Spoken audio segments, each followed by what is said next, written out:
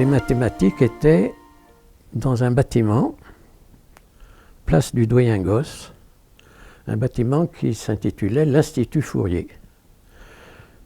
Il avait été construit en 1939, donc juste avant la guerre. Sur son fronton, si je me rappelle bien, il y avait écrit Institut Fourier, physique, mathématiques. Il y avait donc Chabouty qui était là depuis déjà, combien de temps? Il est arrivé en 1954. Donc il était là depuis 1954, je suis arrivé en 1963, et il était directeur de l'Institut. Il a été directeur de l'Institut dès son arrivée ici, il a succédé à Brelot. Il a du reste fait au total 22 ans comme directeur d'Institut. Alors ce bâtiment, il n'était pas très grand, on y était très serré, et puis surtout, c'était une époque où les physiciens, ils se développaient à toute vitesse, les laboratoires se multipliaient, il y avait une énorme pression de leur part. Donc nous, les matheux, on était visiblement de trop. Enfin, il y avait eu une petite idée quand même de grouper les choses autour de l'Institut Polytechnique et des Doyen-Gosse. Mais très vite, il s'est avéré que ce n'était pas la bonne solution et Louis Weil, je crois que c'est vraiment lui, a compris qu'il fallait tout autre chose, qu'il fallait un domaine universitaire, une espèce de campus à l'américaine. Et il a lancé ça, vous savez, je crois tout à fait la fin des années 50. Concernant mon père, la période qu'il a passée à Princeton, c'était une période qui l'avait beaucoup marqué. Et l'impression qu'il avait, c'est qu'il était sidéré par les conditions matérielles, mais pas seulement matérielles, par les conditions en général qui étaient offertes aux chercheurs. Alors matériel, évidemment, des locaux, etc. Mais aussi, il avait exprimé la liberté totale. C'est-à-dire que pendant 2 ans, on ne lui a rien demandé de rendre ou de... Voilà. C'était, on leur donnait le meilleur contexte possible pour qu'ils puissent faire de la recherche. Parce que je pense que vraiment pour lui, ça a été... Alors au début, il était place du Doyen-Gosse, mais quand s'est profilée l'histoire du campus et de nouveaux bâtiments, naturellement pour lui, c'était une possibilité d'imprimer sa marque, de faire passer donc les conceptions qu'il avait et... je pense qu'il a vraiment saisi ça comme une occasion inespérée de compléter. Alors, les bâtiments, c'est pas tout, naturellement. Il y a bien d'autres choses, mais qu'à travers les bâtiments, il imprime sa marque et ses conceptions. Un département de mathématiques, c'est un endroit où les gens doivent pouvoir sortir de leur bureau, aller dans le bureau d'en face, se mettre devant le tableau et discuter avec quelqu'un de ce qu'ils sont en train de faire, de leur recherche, etc. Ça exige un peu ce genre d'habitat, si j'ose dire, et certainement il voulait faire quelque chose qui était propice à ce type de fonctionnement. Dans mon souvenir, vraiment, il s'y est jeté à corps perdu, enfin ça l'a enthousiasmé. De façon générale, il avait un caractère très perfectionniste, mais là, je pense que voilà, il a considéré que vraiment il avait une mission à accomplir, de faire que ce bâtiment soit le mieux possible. Pendant toute la période de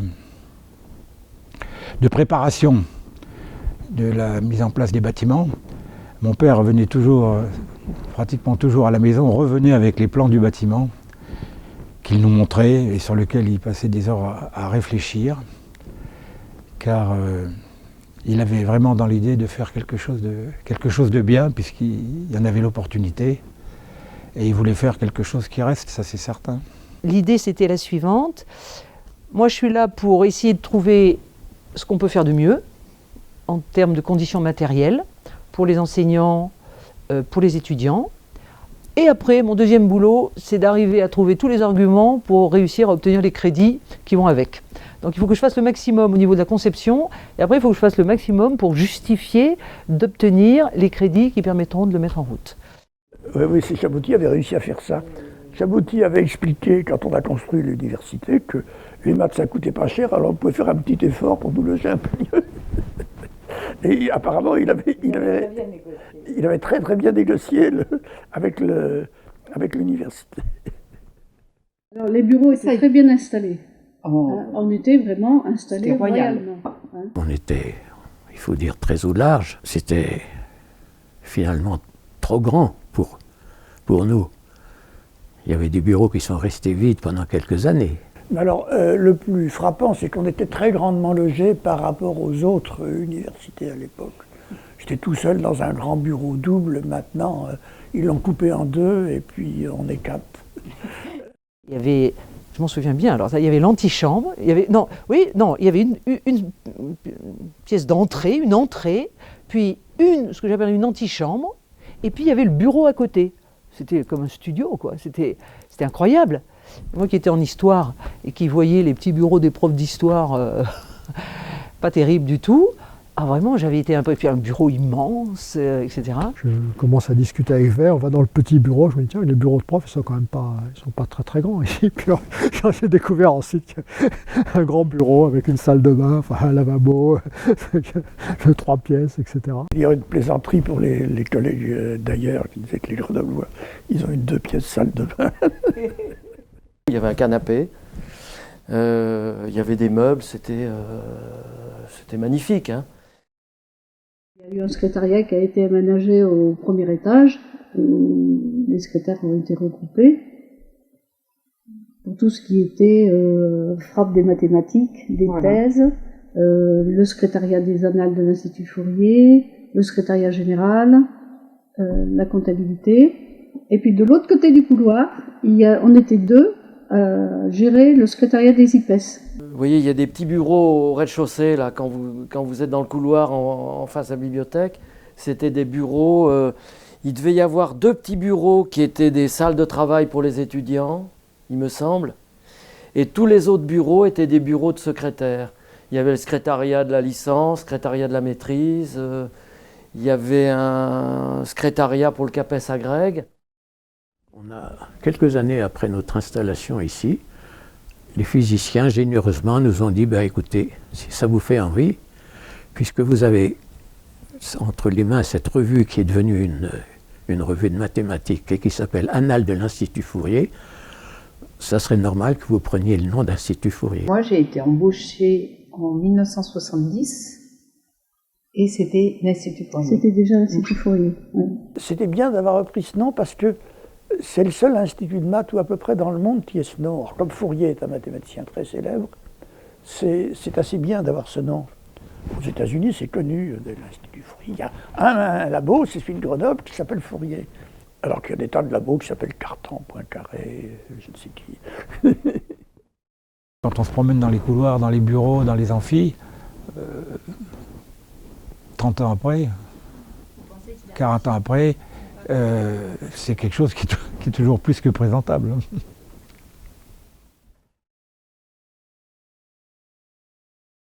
Ce qui fait l'attractivité de l'Institut Fourier, c'est bien sûr l'environnement, enfin dire les montagnes, c'est les hommes qui sont dedans, hein, les enseignants-chercheurs, et c'est aussi, je dirais, les services, et en particulier le pôle documentaire qui est ici et qui est quand même unique en France. Hein.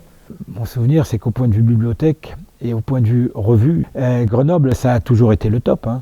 C'est plutôt un trinôme important avec les annales de Fourier, la bibliothèque et puis maintenant MatDoc. Hein, du point de vue, ça fait un pôle documentaire de référence en France. Et je dirais directeur de labo ou directeur du FR, on a tous défendu, je dirais de manière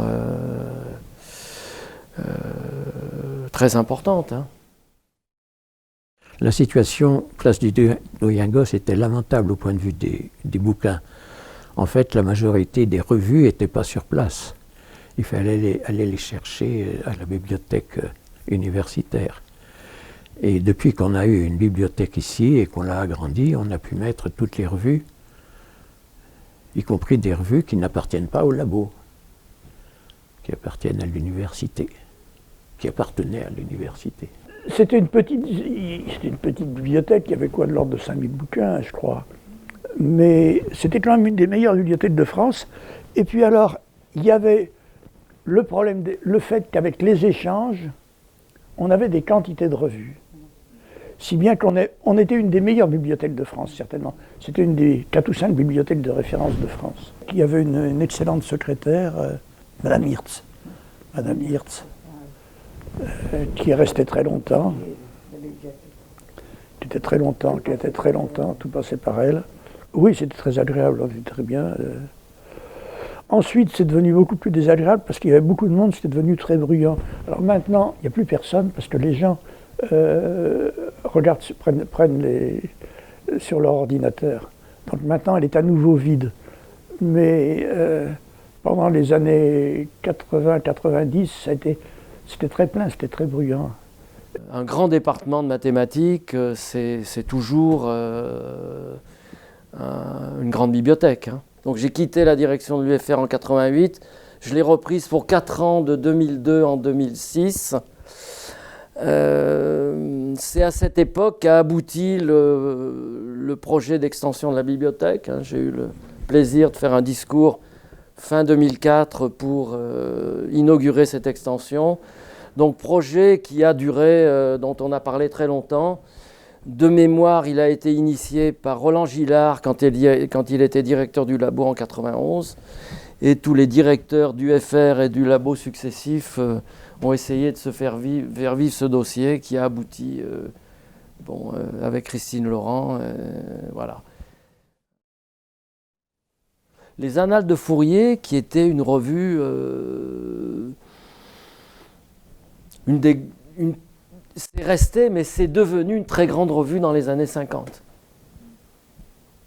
où les gens se battaient pour publier leur thèse dans les annales. Par exemple, Malgrange a publié sa thèse dans les annales. Jean-Pierre Kahane, qui va venir faire une conférence le 24, il a publié sa thèse dans les annales. C'était un des meilleures revues d'analyse, c'était un des bons endroits où on pouvait publier.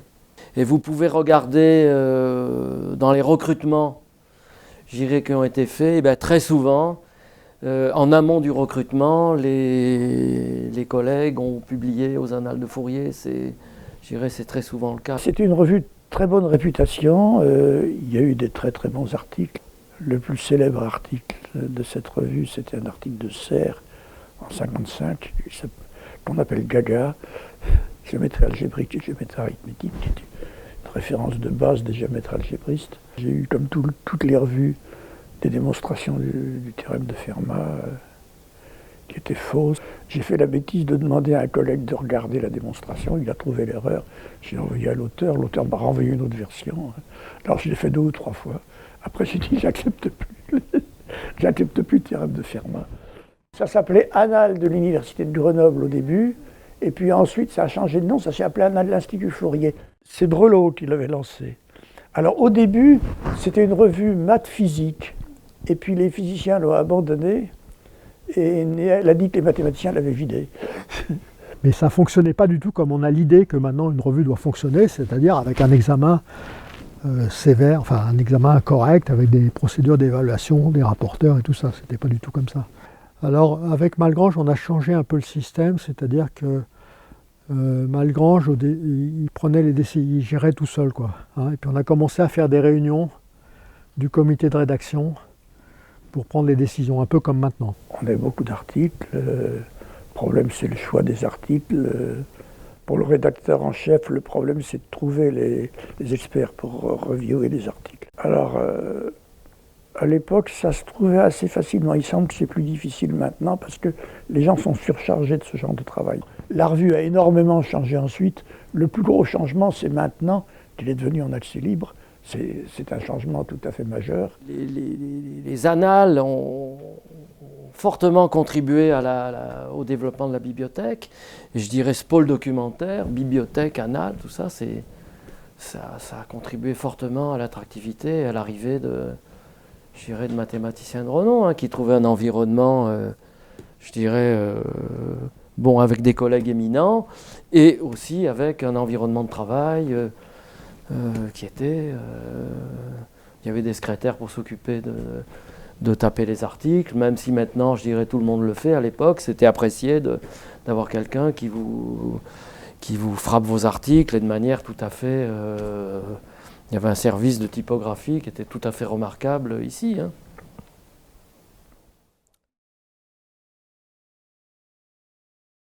Donc la frappe mathématique, c'était quand même bien particulier. C'était des machines à écrire sur lesquelles il y avait d'installer un petit système.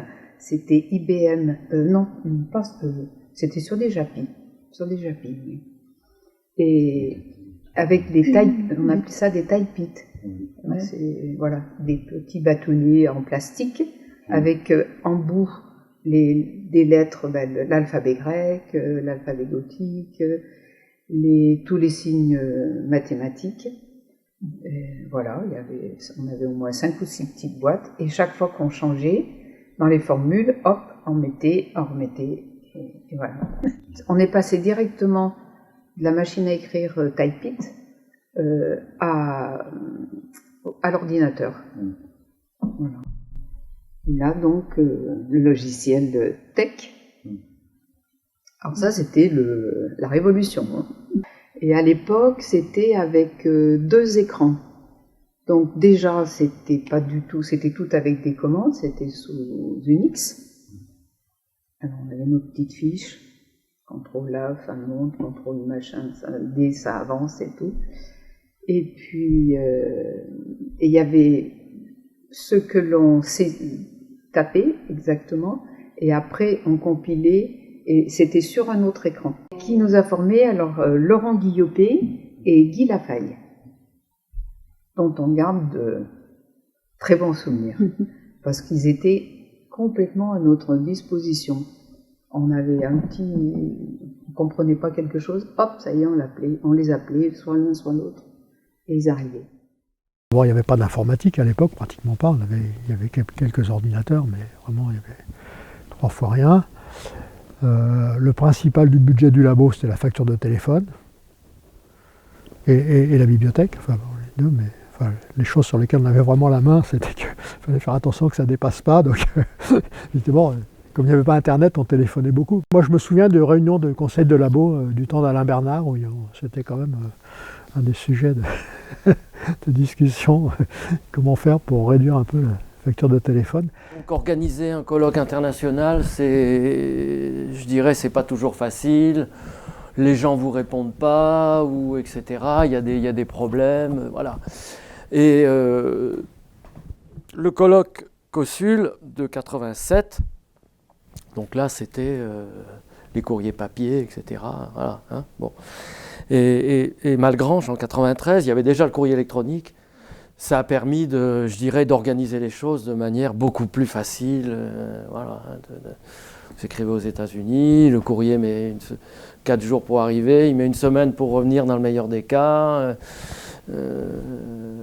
Ça a permis une plus grande réactivité et d'organiser les choses. Ça a été un progrès, de pouvoir communiquer par Internet, par courriel. Ça a été un truc... Ça a été un changement, très important. Ah, nous, on a eu toujours une bonne ambiance. Les jeunes assistants racontaient souvent leurs petites anecdotes avec les anciens profs qui étaient à l'époque un peu âgés, qui étaient certainement moins âgés qu'on est aujourd'hui. Il faut dire que le contraste était tel avec l'installation Place du Doyen-Gosse. Ce qui a pas mal contribué à la bonne ambiance ici, c'était la salle de réunion. Avec sa petite cafétéria, on allait prendre des tasses de café. On se retrouvait beaucoup là. On avait beaucoup plus de contact entre nous qu'on avait avant, grâce à cette salle de réunion. Et c'est là qu'il y avait entre autres aussi il y avait de la presse. On allait lire son journal, on se rencontrait. Éventuellement, on discutait devant un tableau noir. Il y a eu aussi des grandes discussions à une certaine période, je ne sais plus laquelle, savoir si on mettait un tableau noir dans la salle de cafétéria ou pas. Parce qu'il y a des gens qui étaient contre, ils considéraient que dans cette salle, c'était pour se reposer, on ne voulait pas entendre de maths. Et il y a d'autres gens qui disaient, non, justement, si on a un collègue et qu'on commence à discuter, c'est bien d'avoir un tableau, on a quand même besoin d'un tableau, il va être dans le coin, ça ne va quand même pas empêcher les gens de l'autre côté de discuter de leur week-end en ski ou je ne sais pas quoi. C'est quand même...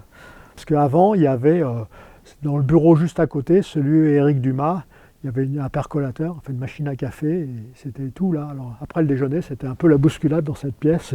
C'était bien, il faisait bien chaud, mais c'était un peu serré. Quand j'étais jeune, il y avait des colloques, pas des colloques comme maintenant, mais qui s'adressaient à un public qui était fait par des gens de la maison, qui étaient des colloques je dirais, des mathématiques de base pour, je dirais, pour tout le monde. Il y avait un séminaire secret, c'était Jacques Vey qui s'en occupait. C'était un séminaire de mécanique. Enfin, on a fait de la mécanique classique et de la mécanique quantique. Donc Vey m'avait parlé de ce séminaire et puis il m'avait dit écoute, je vais voir parce que bon, c'est sur invitation. Il voulait que ce séminaire reste un petit peu quelque chose d'agréable, où on puisse vraiment en discuter, qu'il n'y ait pas de complexe à poser des questions. Et donc c'était ça la raison. Mais ça, là, maintenant, on n'aurait pas idée d'un truc comme ça. Mais... Les maths pures, c'était quand même, et il faut le dire, par rapport à l'ensemble des autres laboratoires, il y avait, le directeur, les professeurs, les maîtres assistants, les assistants et les secrétaires. Oui, c'était un peu guindé autrefois. Quand je suis arrivé, ou dans les années 70, c'était un peu guindé, l'atmosphère ici, c'était un peu raide. On a été recrutés, on ne nous appelait pas par nos prénoms, c'était Mademoiselle Blézal, Mademoiselle Marchand. On n'avait pas le droit de mettre un pantalon, les femmes. On avait une blouse. On avait une blouse. Quand même, il y avait les profs, et puis maintenant, on est tous un peu collègues, on se tutoie, ça s'est beaucoup amélioré de ce point de vue-là. Les années 68 ont fait une coupure. Oui. Il y a eu un séminaire de ski de fond à une époque, où tous les vendredis après-midi, c'était du temps je crois, des Bertrandias. Il y avait des sorties à Autran. Alors là, il n'y avait pas de problème. Prof assistant, maths pure, maths appliquée, on est tous ensemble. Ça pose aucun problème pour le ski de fond. On commençait un peu à tous se mélanger. Et ils nous ont dit, mais vous venez jamais, là, les administratives, et vous devriez venir avec nous le vendredi après-midi. Et les gens, alors, j'ai décidé que le vendredi, on ferait du cross ou du jogging. Ça s'appelait du cross à l'époque, maintenant du jogging. Et puis, en hiver, ce serait remplacé par du ski de fond. Alors, le truc, c'est qu'à partir du moment où il y avait de la neige, on allait toutes les semaines, puis on faisait un trajet de plus en plus long, et ça se terminait par la traversée du Vercors en février ou mars. Donc il fallait arriver à faire 5, 10, 15, 20 km jusqu'au moment où les gens étaient prêts à faire la traversée. Chaboty, on lui doit beaucoup. L'ambiance du labo, je crois, était une bonne ambiance, en partie à cause de la manière dont il menait les choses. Et ça, c'est quand même quelque chose de très important.